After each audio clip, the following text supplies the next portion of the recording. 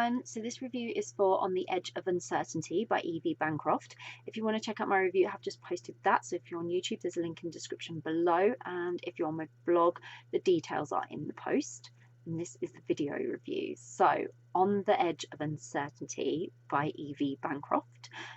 This was a wonderful second chance sort of scenario romance, and it all sort of kicks off when Florrie happens to meet an old flame all by chance at her niece's girlfriend's graduation day, and she's sort of spurred on by the flicker of hope that this old flame is back and must decide whether to sort of pursue the chance or not. So for Florrie, she's forcing herself to revisit the past. It's not easy to do that, but with a little bit of encouragement, she finds herself with possibilities she'd sort of thought were gone forever. And I loved this. I loved how we were introduced to Florrie and her old flame Diana, then got this insight into their past by actually getting the account of events from Florrie's point of view all those years ago in 1920, in the 1920s when they first met.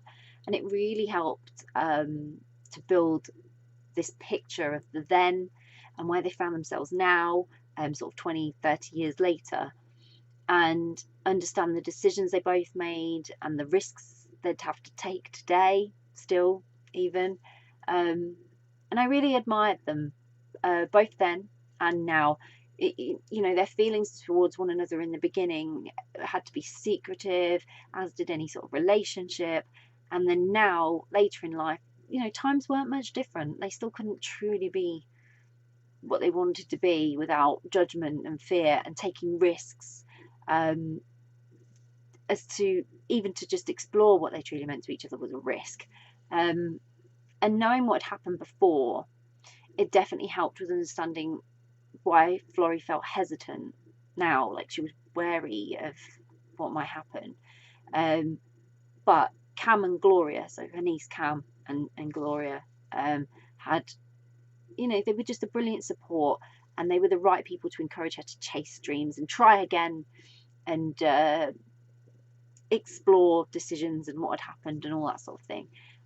So with the characters being older, it was actually really hopeful and inspiring to have them facing those fears and being true to themselves now, even when it was still quite dangerous for them to do so.